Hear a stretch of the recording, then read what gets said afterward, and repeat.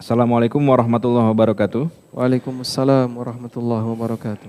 Ustadz izin bertanya, bagaimana hukumnya affiliate di e-commerce yang apabila linknya diklik, iklan pada produk tersebut ada musik, aurat wanita, dan sebagainya di dalamnya. Apakah yang memberikan link pembelian ikut berdosa padahal produknya halal? Jazakumullah khairan atas jawabannya Ustadz. Taib.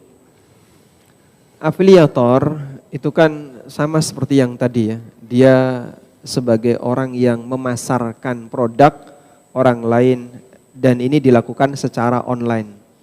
Sehingga alhamdulillah kita atau kaum muslimin punya banyak kesempatan untuk bisa dapat duit melalui online. Salah satunya adalah menjadi afiliator.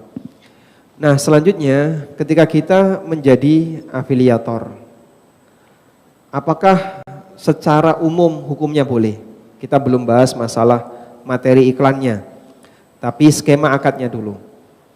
Skema akad dalam afiliasi selama tidak berbayar, karena di sini sifatnya jual beli jasa, menjualkan. Selama tidak berbayar, hukum asalnya mubah. Dan ini disebutkan dalam hadis riwayat Bukhari dari keterangan Ibnu Abbas radhiyallahu anhuma. Imam Bukhari pernah mengatakan, qala Ibnu Abbas mengatakan, la ba'sa ayyaqul, diperbolehkan seseorang menyampaikan kepada orang lain, bi hadza, fama zada ala kadza wa kadza fawalaka. Tolong jualkan barang ini. Pokoknya saya terima bersih sekian. Lebih dari itu hak kamu. Sehingga misalnya Anda saya minta untuk jual mobil, ya. Tolong jualkan mobil saya terima bersih 100 juta. Lebih dari itu terserah kamu. Lalu Bapak berhasil menjual 150. Maka yang 100 juta diserahkan ke saya, yang 50.000 jadi hak Bapak. Karena laku 100 juta 50.000. Paham insyaallah? Baik.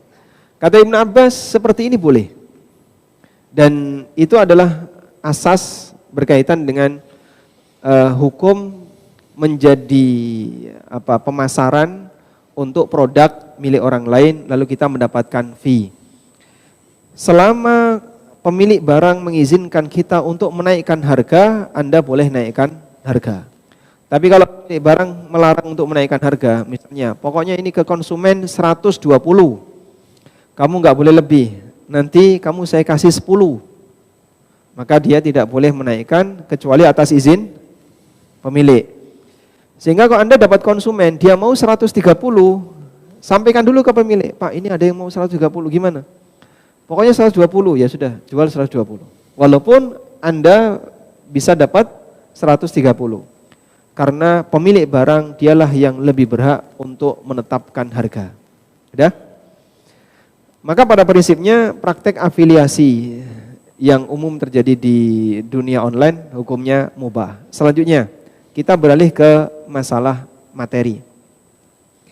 Syarat pertama, ketika orang mau melakukan afiliasi, tentu saja produknya harus produk yang halal. Jika produknya produk haram, kita bisa tegaskan nggak boleh. Karena produk haram tidak boleh turut kita menjualkan. Yang kedua sekarang, bagaimana kalau ada materi iklan yang bermasalah? Aurat dan kanan kirinya. Apakah kemudian pendapatan kita jadi haram? Ada dua yang perlu dibedakan di sini. Pertama, fee.